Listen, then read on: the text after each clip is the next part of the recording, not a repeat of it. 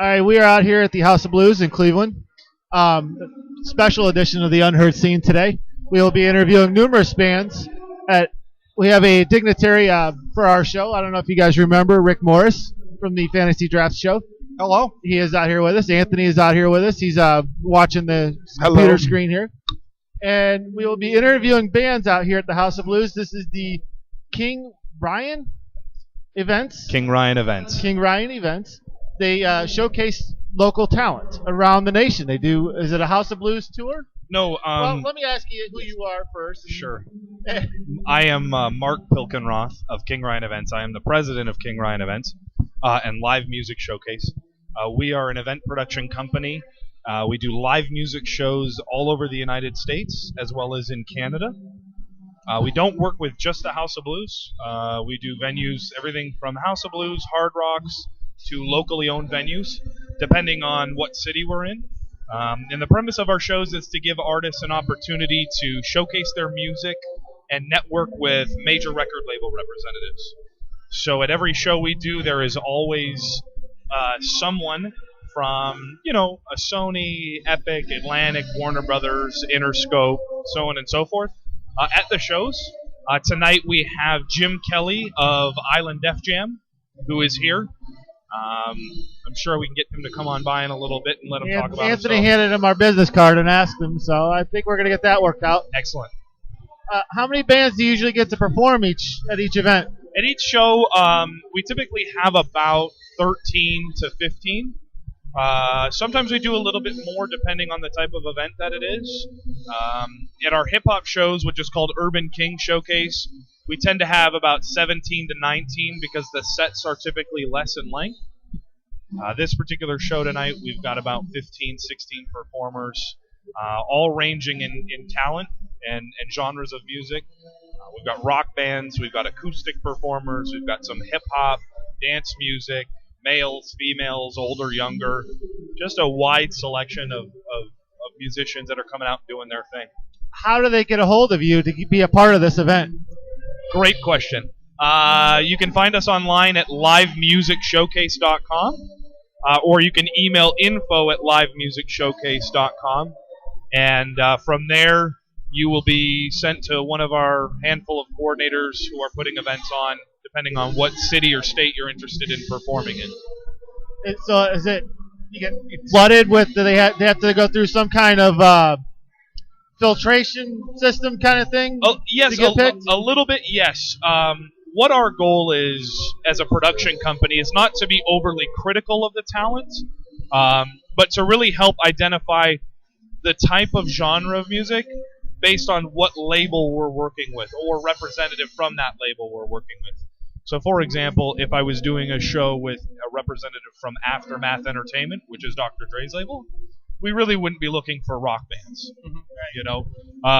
We try not to be overly critical or discriminate, obviously, any age or gender or anything like that. I know there are some labels that are looking for particular things. Like you said, you're not going to go to a Dr. Dre label with a Metallica type band. That is correct. So. That is correct. A show like today with Island Def Jam, a lot of people hear the name Def Jam and they think about the 80s and 90s, LL Cool J's and right. All the older groups of yesteryear. But Island is their pop rock, their R&B. So you're talking about Kanye West, Rihanna, right, to Justin Bieber. I saw Bon Jovi on there as well. Exactly. So, there's a guy with a couple 100 million record sales. Mark, what's the origin of this type of event? How did these come together in the first place when you started setting these up? Well, my business partner, who happens to be my oldest friend, actually started. His name is Ryan of King Ryan Events, and he started he came up with this idea of just basically giving artists a chance to perform. Now, that's definitely not our original idea. That's done all over the country and or world. We started King Ryan Events about 5 years ago, just over 5 years ago. And in the beginning, it was just a chance to showcase. There weren't even label representatives the first couple of months. And then we decided there needs to be more to it. So we started bringing in representatives. And as far as networking with them, we just simply called until someone answered the damn phone. I was going to say, how hard would that have been? Anthony's good at that. Yeah, that's all it was. It was really just, hey, I want to do a show. Put someone on the phone. We can't help you. Hang up. Call someone else. The power of the internet. So from there, we've built a really good network. We started it in Los Angeles, which is where we're located in Southern California. For the first couple of years, we did shows just in LA. In 2009, summer of 2009, we started doing shows in San Diego and San Francisco. 2010, we did our first show outside of California, which was actually Cleveland, Ohio. And Cleveland rocks. We did Cleveland, Ohio, because I actually lived here for 8 years, and I thought it would be nice to go back and visit some friends and family. In 2010, get a paid trip out here, right? What's that? And get a paid trip out there here. You go. There you go. So we expanded from there. We started going to really the major music markets, the New Yorks, Miami, Chicago, Los Angeles, obviously. And then in 2012, January 2012, we started doing shows in Canada. So we started going to Toronto. September of 2012, we went to Vancouver. And upcoming in April of 2014, we will actually be doing shows in Australia. Wow. Ooh. Cool. Yeah. That's awesome. Yeah, we're excited about it. We'll eventually go to London, England. We've decided to start with the English-speaking countries since our Espanol is not quite up to par. Just Espanol? Do fans have to pay to get involved with this? No, they do have a pre-sale ticket requirement. Okay. We don't charge any type of registration fee. It's pretty simple. There are tickets to sell, and there are reasons for that. Any label representative that I work with will be the first to say, if you can't sell, 10 or 15 tickets to your own friends and family to perform, you've kind of got to go back to the drawing board. Learn how to do this. A lot of musicians of yesteryear like to sometimes try to make a point of, well, I'm a musician, not a promoter. And that's simply not the way music is today. You need to promote yourself. To talk about the representative here tonight, Jim Kelly, Justin Bieber works at the label that he's a part of. Justin Bieber has over 1 billion social media hits. If you're going to tell me that's all based on talent, not promoting, then I'm not buying into that. So and it really helps. It helps the venues as well. Right. There's a lot of promotional companies that, they talk big and they say, we're going to bring 1,000 people, and then 30 show up, and the whole thing is kind of a bummer for everyone. This way it helps us stay organized and also say, hey, House of Blues, hey, Hard Rock, hey, Bob's Local Bar. This is the type of crowd you can expect tonight, which really becomes a win for everybody and also for the performers. Many of them have all done an event where they've performed in front of that 20 or 30 people at some local cafe, and that's all good too. Been to those shows. You go. It's a hell of a lot more exciting when you're able to perform in front of 2 or 3 or 4 or 500 people. Right. And you're building your fan base as well, which is also what our shows are about. So many of our artists tonight they're all from Ohio or Pennsylvania. Mm-hmm. So they're going to network with each other as well as the label representative. Well, you know what? Along those lines, with the travels that you've made, I mean, there's been much that's been made over the last couple decades about how radio's more homogenized. You don't have the local sounds, the geographic sounds as much anymore. It's all nationalized. But are you finding as you're going different places that you're hearing, say, a commonality among the San Francisco bands or Vancouver? Are you hearing any kind of regional sounds as you're going places these days? Do you mean like a specific sound? Yes, exactly. Yes. Okay. First of all, a quick funny story for you. My first show in San Francisco, we had this genius idea that we were going to go do a rock and roll show up there. No, it was all hip hop. Oh, okay. And we squeezed 320 people into a 140-person venue. And, not bragging, I think that was more stupidity.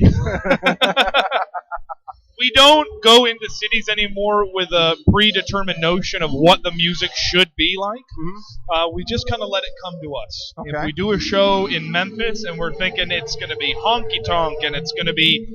And then it's like, whoosh, here's all the hip-hop.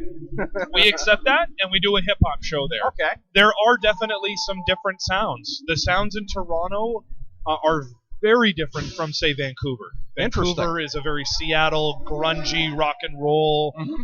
Toronto is very European, a lot of dance or EDM, electronic dance music type of, I call it techno. Yeah. Under that umbrella. Uh-huh. Nashville is rock and roll. Okay. It's not as country as everybody wants to make it believe. Really? Okay. Mentioning that though. Yeah. And mentioning when you get to you're looking for a honky tonk, you're thinking you're gonna get honky tonk. How many times have you had to change record labels at the last minute? Not too often, thankfully. Uh-huh. Usually the representatives that we work with are a part of majors. So I try to stick to. I don't try to find Independent Mr. Rapper Records, for example, because I know it's going to limit me to one thing or one or two things. When you're able to work with representatives from a Sony and their subs, Columbia and Epic and RCA or Interscope and so on and so forth through Universal, it really just kind of gives you a lot more breathing room. And there have been some rare occasions where representatives at the last minute get rescheduled and need to be elsewhere. But the good news is my network is now upwards of 30 or 40 different representatives. So the one thing I refuse to do is put on a show without a representative. Good. I would sooner cancel it if I had to than have everyone promote and do what they do to basically come and perform for me. Sure. Yeah. Yeah, because that would undermine the premise of the whole thing if you didn't have somebody from the label there. Yeah. That is correct. Yeah. So we try to keep it a very broad-based as far as representatives or labels. This question might be a little bit hard to answer. Sure. But what would you say the percentage rate of success out of one of these is?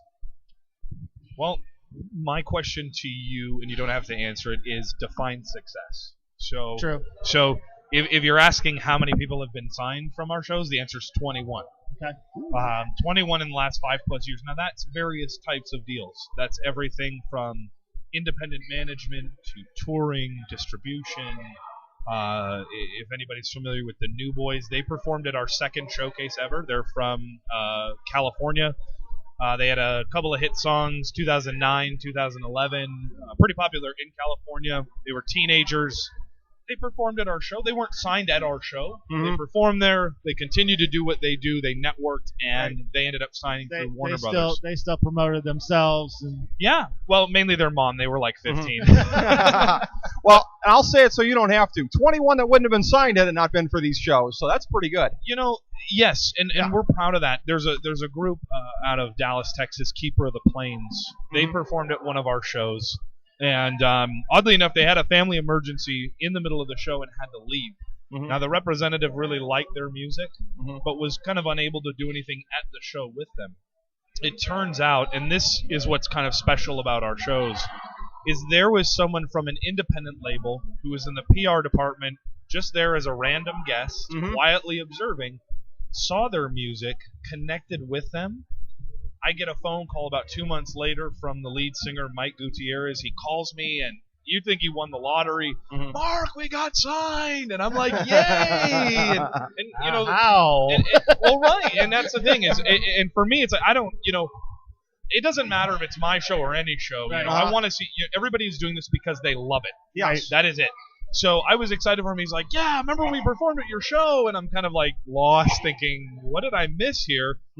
And it turns out, he explained this story to me, and they had signed with this independent label, and he was like, we've got a touring deal throughout Texas, Nebraska, those western Midwest states. Okay. He's like, I still got my 9 to 5, but I'm going to be taking some time off work. We're going to go on tour. They're going to pay us. And he's starting to live the dream, at which I couldn't be happier for someone like that. But the definition of success from our shows can also go to there was a gentleman by the name of Angel. He was a pop singer out of Nashville, and he performed at our show. This is back in November of last year. This was at the Hard Rock Cafe, and he contacted us after the show and was like, thank you so much. I had a great time. After performing at your show, my Facebook page increased for almost 500 people in likes. Oh, to him, that was a success. That is a success. Exactly. That helps him promote himself. Exactly. And then those 400 or 500 people are going to tell 400 or 500 people. and Exactly. Right. Next thing you know, he's success. That is part of it. More yeah. successful. Exactly. Excellent.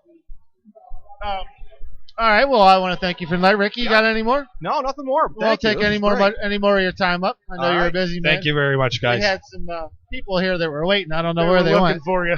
So, Yeah. Hopefully All that's right. a good thing. Yeah. we'll let you go and thank you. I All appreciate it, guys. Thanks Thank for you your so time. much, Mark. One last thing. Yes. When and where is the next show? The next show is going to be in New York. It is an all hip hop show. That will be in Queens on Saturday the 13th. And then we have a very busy schedule to round out July, which will include 2 shows in Denver, Salt Lake City, Austin, Texas, Dallas, Texas, Houston, Texas, Vancouver, and one in Los Angeles to round out the month of July. And one last thing. Yes. How do they get a hold of you again?